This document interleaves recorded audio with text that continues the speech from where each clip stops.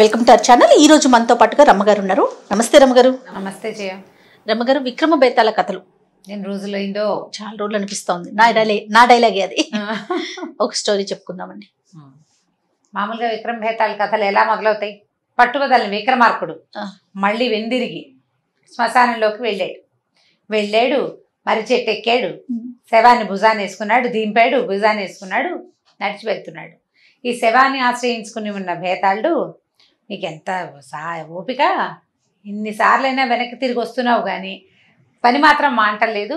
సరే, నీకు మార్గాయాసం తెలియకుండా ఓ కథ చెప్తాను. కథ చివరి నేను ఒక ప్రశ్న ఇస్తాను, సమాధానం తెలిసి చెప్పకపోయావో నీ తల వక్కలవుతుంది అని చెప్పాడు. అయితే ఇందులో ఒక నియమం ఏమిటి? మౌనభంగం కాకూడదు, రాజుగారు నోరు తెచ్చి మాట్లాడకూడదు. సరే, మొత్తానికి బయలుదేరాడు. వెళ్తుంటే ఈయన ఏం చెప్పాడంటే, పూర్వమట అవంతి నగరంలో ఒక చాలా గొప్ప శ్రేష్ఠి ఒక ఆయన ఉండేవాడు. శ్రేష్ఠి అంటే వ్యాపారస్తుడు అనమాట. అయితే వ్యాపారస్తుల ఇళ్లలో అందగత్తెలుగా ఉండటం పిల్లలు కొంచెం తక్కువ. కానీ ఈయన ఈ పర్టికులర్ వ్యాపారస్తుడి గారి కూతురు చాలా అందగత్తెట, ఎంత బాగుంటుందోట. ఆ పిల్ల పేరు కమలాక్షి అమ్మాయి పేరు. సరే, ఈ కమలాక్షికి బోల్డ్ పెళ్లి సంబంధాలు వచ్చేవి. అబ్బో, చాలా మంది వాళ్ళు వీళ్ళు అడుగుతుండేవాళ్ళు.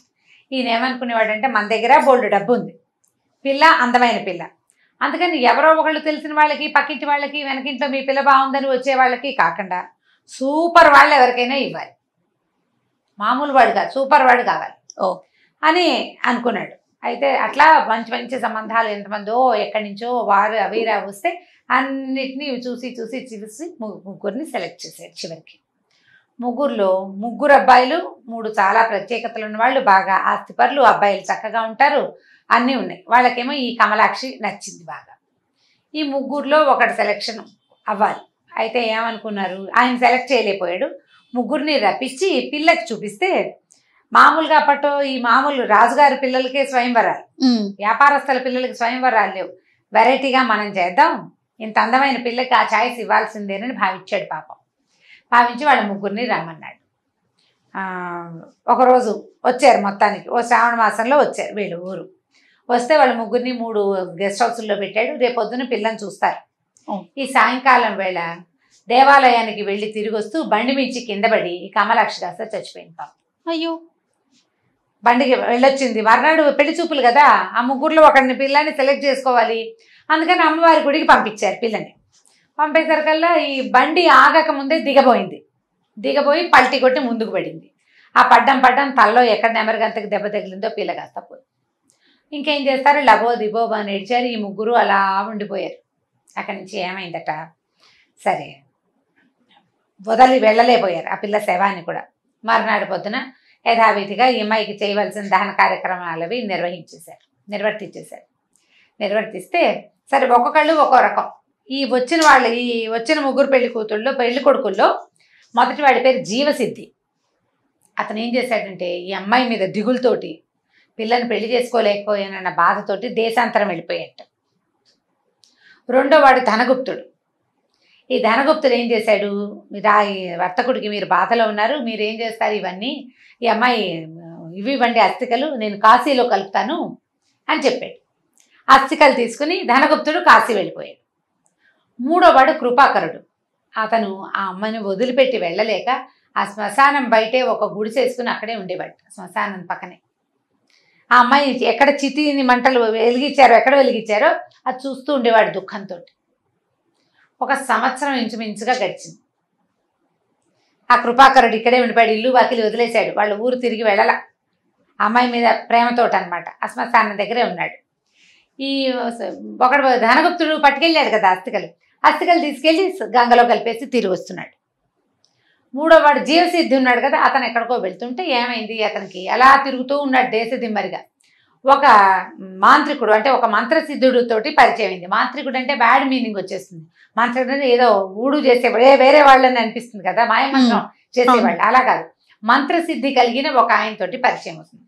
ఆయన ఏం చెప్తాడంటే, నా దగ్గర ఒక సిద్ధ రసాయనం ఉంది, నేను చాలాసార్లు ప్రయత్నం చేశాను.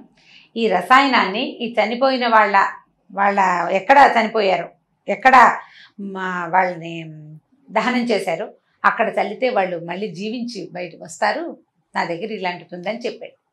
నేను కొంతమంది మీద చేసి చూశాను, ఇది ప్రూవ్ అయింది, సక్సెస్ అయిందంటాడు. ఇతను ఏం చేశాడు, జీవసిద్ధి ఆ మంత్రసిద్ధుడి వెనకాలే బడి వెళ్ళి ఆయనకి తోటి 1 నెల 2 నెలలు తిరిగాడు. తిరిగితే ఆయన తను ఎక్కడికో హిమాలయాలకు వెళ్ళిపోతున్నాను, ఇక్కడి నుంచి మాయమైపోతాడనమాట మంత్రసిద్ధితోటి.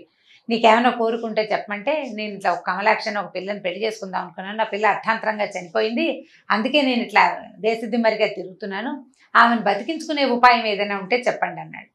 దానికే ఉందని ఈయన ఏం చేశాడు, తన దగ్గర కమండలంలో మిగిలిన ఇంతే రసాయనం అని దాన్ని ఒక కొద్దిపాటి నీళ్లతో కలిపి ఓ చెంబులో పోసి తన చేతిలో పెట్టాడు. ఆ పిల్ల చనిపోయిన పిల్లని ఎక్కడైతే దహనం చేశారో అక్కడ చల్లు, ఆ పిల్ల బతికి వస్తుంది అన్నాడు. అక్కడి నుంచి తిరిగి వస్తూ ఉండగా ఈ అస్థికలు గంగలో నిమజ్జనం చేశాడు కదా, కాశీలో అస్థి నిమజ్జనం చేసినటువంటి ధనగుప్తుడు కూడా తోడయ్యాడు. ఈ ధనగుప్తుడు జీవసిద్ధి ఇద్దరు ఈ ఊరు వచ్చారు మళ్ళీ వెనక్కి అవంతి నగరానికి. వచ్చి వాళ్ళని కలిశారు, ఈ పిల్ల తండ్రిని కమలాక్షి వాళ్ళ నాన్నని కలిసి, అతనేమో నేను అస్థికలు నిమజ్జనం చేసి వచ్చానండి అని చెప్పాడు. ఇతనేమో నా దగ్గర ఒక రసాయనం ఉంది, ఆ అమ్మాయిని బతికించేందుకు ఒక గొప్ప మార్గం ఉంది అని చెప్పేసరికల్లా సరే వీళ్ళంతా కలిసి శ్మశానానికి వెళ్ళారు. కృపాకరుడు శ్మశానం బయటికి కూర్చున్నాడు కదా, అతను కూడా లేచి లోపలికి వెళ్ళాడు వాళ్ళతో పాటు. ఇతను ఏం చేశాడు, బాగా అమ్మాయిని తలుచుకుని ఎక్కడైతే అమ్మాయిని దహనం చేశారో ఆ ప్రాంతంలో చల్లాడు నీళ్లు. ఎవరిని తలుచుకుని గనక నీళ్లు చల్లితే వాళ్ళు బతికొస్తారనమాట. ఆ అమ్మాయి తాలూకు వాళ్ళు, వాళ్ళ అమ్మ, వాళ్ళ నాన్న, వాళ్ళ ఇంట్లో పని వాళ్ళు, ఆ అమ్మాయిని ప్రేమించి పెళ్లి చేసుకుందాం అనుకున్న 3 అబ్బాయిల సమక్షంలో ఆ పిల్లని తలుచుకుంటూ నీళ్లు చల్లేసరికి, ఎందుకంటే అక్కడ దహనం చేసిన చోట బోడని మందిని చేస్తారు, అందరూ లేచి వస్తే ఎట్లా, అలా కాకుండా ఈ అమ్మాయి కోసమే చేస్తున్నామని ఇది చెప్పుకుని సంకల్పం చెప్పుకుని చేసేసరికి ఆ పిల్ల లేచి వచ్చేసరికి ఇప్పుడు ఏమైంది, వీళ్ళు 3 కొట్టుకోవటం మొదలుపెట్టారు. పిల్ల అయితే బతికింది బాగానే ఉంది, కానీ పెళ్లి కొడుకులు 3 అయ్యారు. ఒకడంటాడు నేను చచ్చి చెడి కాసి వెళ్ళి అస్థి నిమజ్జనం చేసి వచ్చాను, ఆ పుణ్యం వల్లే ఈ అమ్మాయి బతికింది అంటాడు. నేను తెచ్చిన రసాయనంతో బతికింది అంటాడు వీడు. ఈ అమ్మాయి కోసమే నేను ఇక్కడ ఉండిపోయాను అంటాడు కృపాకరుడు. ఇప్పుడు ఈ పెళ్లి కొడుకు ఎవరు అనేది ప్రశ్న. భేతాళుడు అడిగాడు, ఓ రాజా చెప్పు, నేను నీకు ఒక మంచి కథ చెప్పా. ఒక అమ్మాయి 3 అబ్బాయిలు, వీళ్ళల్లో ఈ అమ్మాయి ఎవరిని పెళ్లి చేసుకోవాలి? సమాధానం తెలిసి చెప్పకపోతే తీతల 1000 వక్కలు అవుతుంది, చెప్పమన్నాడు. రాజు అన్నాడు, దాందేముంది, కృపాకరుడిని పెళ్లి చేసుకోవాలి అమ్మాయి. కృపాకరుడే ఆమె కోసం అక్కడ వేచి ఉన్నాడు, ఆమెను పెళ్లి చేసుకోవాలి అనేసరికి మరి మిగిలిన వాళ్ళు ఇద్దరు అన్నాడు. బాగుంది, అస్థికల నిమజ్జనం చేసి వచ్చిన వాడు కొడుకుతో సమానం. ఎవరు అస్థి నిమజ్జనం చేస్తారు? కొడుకు, సంతానమే. ఒక స్త్రీకి ఆమె అస్థికలు ఎవరైతే గంగలో కలుపుతారో వాడు అల్లుడైనా మనవడైనా కొడుకైనా కొడుకే. వేరేవాడు చేస్తే వేరేవాడు చెయ్యడు. అస్థి నిమజ్జనం చేశాడు కాబట్టి ధనగుప్తుడు కొడుకు. ఈ అమ్మాయికి ప్రాణం పోసిన జీవసిద్ధి ఆమె తండ్రి. అమ్మాయి మొదట ఎట్లా పుట్టింది? తండ్రి వలన పుట్టింది. తండ్రి వలన పుట్టింది.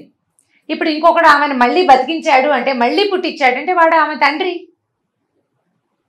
కాబట్టి తండ్రిని పెళ్లి చేసుకోకూడదు, కొడుకుని పెళ్లి చేసుకోకూడదు. అలా కాకుండా ఆమె చనిపోయిందన్న దుఃఖంతో ఆమె మృతదేహం ఎక్కడైతే తగలబడిందో అక్కడే కాపురం ఉండి అది చూసుకుంటూ బతికిన కృపాకరుడే భర్తకి ఆ పదవికి తగినవాడు. అందుకని ఆ అబ్బాయినే పెళ్లి చేసుకోవాలంటే పేతాళ్ళు పక్కపక్కనివ్వాడు. నిజంగా కూడా అలాగే జరిగింది. కమలాక్షి నువ్వు చెప్పిన ఆలోచనే చేసి చక్కగా కృపాకరుణ్ణి పెళ్లి చేసుకుంది.